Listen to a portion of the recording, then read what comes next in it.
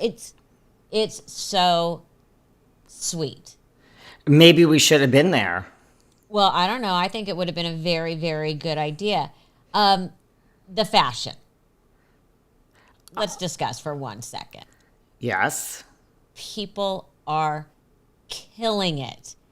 They showed Sarah Jessica Parker in the stands with a bunch of pearls, but like slightly off to one side. Then I'm watching the Today Show, and they're talking about like the big fashion trends. And next thing you know, they're showing that in studio as one of the trends. I mean, come on. SJP is bringing it to Paris. She is bringing it. Of course, she's like right on trend. And Ariana Grande, I don't know if you've like been following her. She is just killing it also. Every outfit is different every time I see her. She just had on like these big like Jackie O sunglasses and just looking like you should at the Olympics in Paris. So she's my MVP as far as fashion so far. I don't know, Cynthia Erivo. Those two sitting next to each other is a fashion moment, but there's so much more going on in the world of, well, our world. Yeah. Kyle and Mauricio. All sorts of drama. I mean, the new girlfriend with Mauricio, and you said they were seen kissing in public and the family's all upset.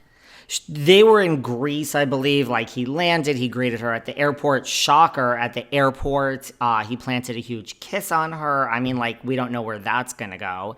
She's 33. She, I believe, is a model. I don't know. Shocking. I know. Shocking. Are you shocked that as someone who is in their 50s and very, attractive and has a ton of money, living in LA, is dating a 33-year-old model? Yes, because she's 33. If you told me 29, I'd be rolling my eyes. Right.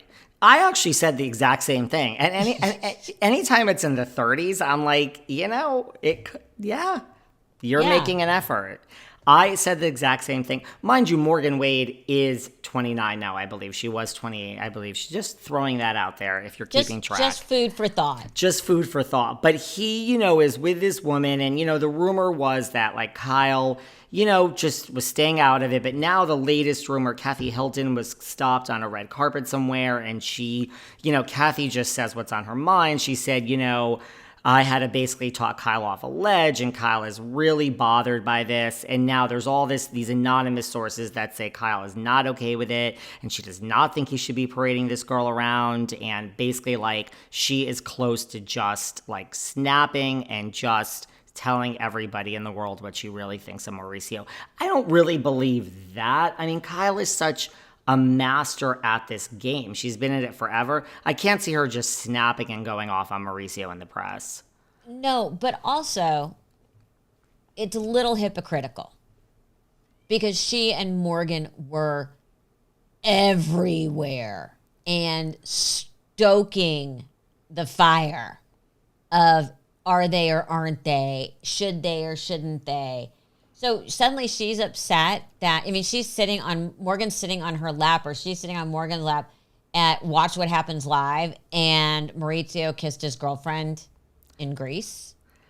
I think it's hypocritical too. It's like, we still don't know if anything ever happened with you and Morgan. We don't know if it seems like nothing is really happening, but Mauricio is at least dating this girl for the minute. So I agree. I'm like, you're not together. I mean, this seems to be what you wanted. I don't know what you expected. Like, yeah. And whether Kyle and Morgan were together, they sure let everybody wonder and think. Yes, they did. So I say Mauricio should have some fun. Is she moving to Beverly Hills anytime soon? I don't really know about that one. I don't think so. But wouldn't that be lovely if she did? Then we'd have a lot more to talk about. But they have other issues right now. There is a tax lien against the two of them. Now, I just want to qualify this, though, by saying it's not a huge number. It does not appear that they were trying to screw over the government or not pay taxes. It looks like a rounding error, as we would say. I saw that. I forgot how much it was for, but for most people, it's a lot. But for them, it wasn't like, oh, they owe millions in back taxes. It was, in a lower number. That really could have been like, oh, we thought we could declare that. No, we can't declare that. That's what I thought. That's kind of why I skipped over it. I was like, okay, well, I mean, I assume they're just going to pay this and this will be the last we hear about it. I doubt they're like trying to defraud people like some of the other housewives. Yes, who shall remain nameless. Who shall remain nameless. But might be in jail. Might be in jail. Could be. Could be. And who knows who else is going to be following in those footsteps. Do you feel like there seems to be, like that's like the new stop for the Real Housewives crew? Maybe there's a new thing like housewives in jail or, you know, girls trip back to prison. I asked somebody like somebody that was like in the white collar criminal business, and they had this whole theory. They were on my podcast once. I can't remember who it was. And their theory was like, well, people that go on reality TV are more, you know, like they're out there. Obviously, you have to go through an audition process. You're that type of risk taker. And therefore, they thought, yeah, it makes sense that there's a correlation that you would take risks in your life for financial gain. And I was like, wow, that's such an interesting correlation, but I'm kind of here for it, and it kind of makes tons of sense. And tons of celebrities have gotten caught. Yeah. And athletes have gotten caught. Also, but if you're in the public eye, and you're running your mouth and you're showing the world how rich you are, the government's gonna be like, okay, you know, you just flagged yourself. Yeah, I mean, Kyle and Mauricio just bought Portia, their daughter, a Porsche. Like, that was her gift, which, yes, they can afford this Porsche. But like you said, for most people that turn 16, they don't get a Porsche for their birthday. So I think that, right, you're showing all of this and you're on a show for 14 seasons. Like, it's bound to happen, right?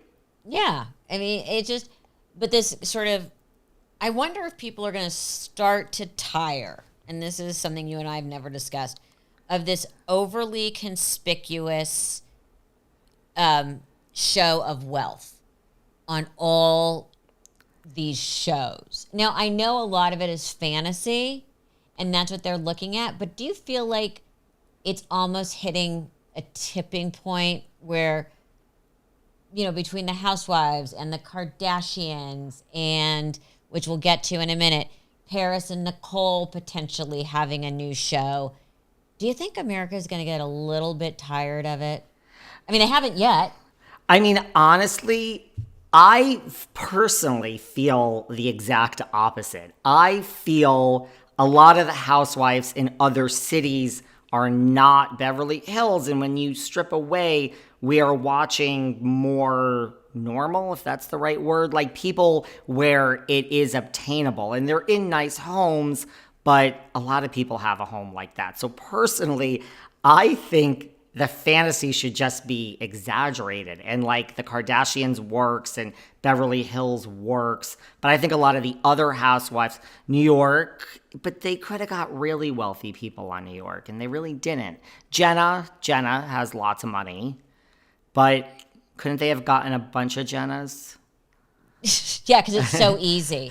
I just thought after Succession, where everybody was leaning into this quiet luxury, I thought we were going to see maybe a little more of that. But I guess not. Welcome to Beverly